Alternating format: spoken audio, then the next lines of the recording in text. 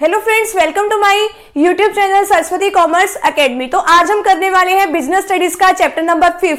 ये है हमारी क्लास +1 की बिजनेस स्टडीज का चैप्टर नंबर 5 है और ये चैप्टर नंबर 4 जो है इससे पहले आपको समझना जरूरी है क्योंकि इसमें भी आगे का उसी का ही पार्ट बताया गया है। इसमें बताया है जॉइंट हिंदू फैमिली बिजनेस, ये हमारे चैप्टर का नेम है। उसमें हमने डिस्कस किया था सोल प्रोप्राइटरशिप के बारे में। ये फॉर्म्स ऑफ बिजनेस ऑर्गेनाइजेशंस के आगे फर्दर पार्ट्स चल रहे हैं, ठीक है। तो आप वो भी चैप्टर समझ लीजिए, मैंने वो भी वीडियो अपलोड कर रखी है। अगर आपको उसका लिंक चाहिए तो आपको डिस्क्रिप्शन बॉक्स में मिल जाएगा।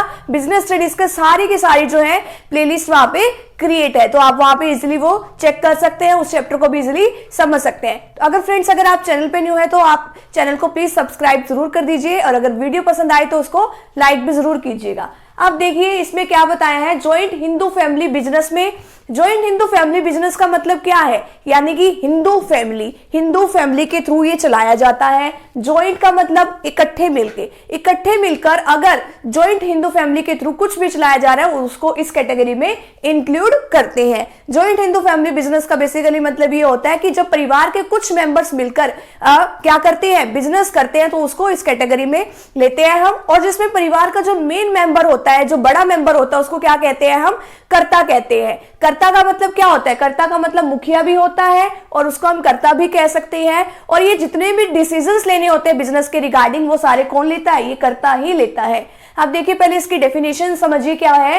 It refers to that form of business organisation.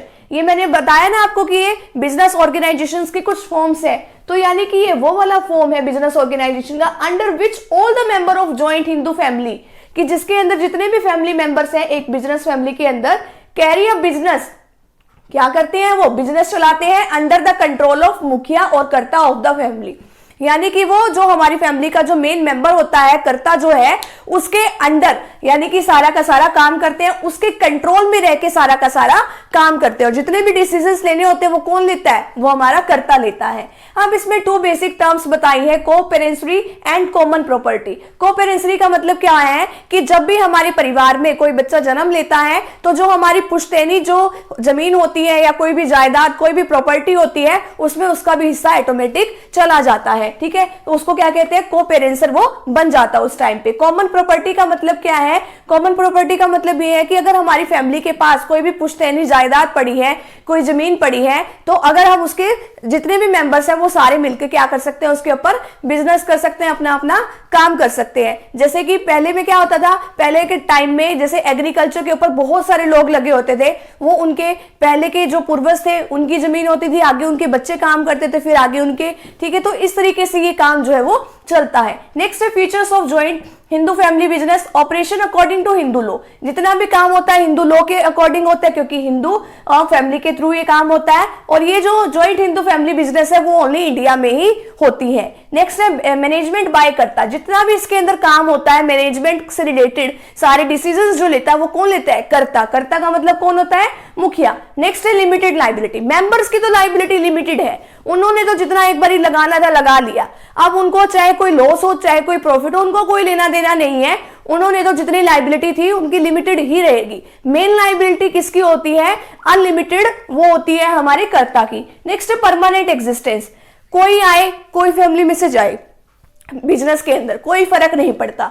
Membership by birth, यानी कि जो भी बच्चा जो है परिवार में जन्म ले लेता है उसकी मेंबरशिप उसके अंदर आ जाती है। नेक्स्ट है रजिस्ट्रेशन। कोई रजिस्ट्रेशन कराना कोई जरूरत नहीं है इसमें, तो ये क्या है, बिल्कुल रजिस्ट्रेशन कराना बहुत इजी है। ये तो हो गई हमारी फीचर्स। नेक्स्ट इसमें दे रखा है एडवांटेजेस। इजी टू स्टार्ट, यानी कि ये जो हमारा जॉइंट हिंदू फैमिली वाला जो बिजनेस है उसको स्टार्ट करना बहुत आसान है क्योंकि इसमें रजिस्ट्रेशन कराने की कोई जरूरत नहीं होती। Next secrecy. सारी की सारी जो बिजनेस की जितनी भी इंपॉर्टेंट बातें हैं वो सारी किसको पता होती है, कर्ता को, वो किसी को बताता ही नहीं है। सारी की सारी जो बातें हैं वो क्या रहती है, सीक्रेट रहती है। नेक्स्ट है direct contact with customer.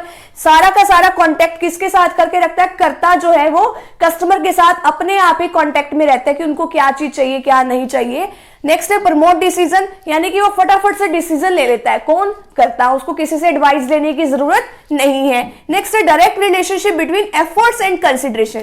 Efforts का मतलब है कि हमने कितनी मेहनत करी, कंसिडरेशन का मतलब क्या होता है कि मेहनत करने के बदले में हमें क्या मिला।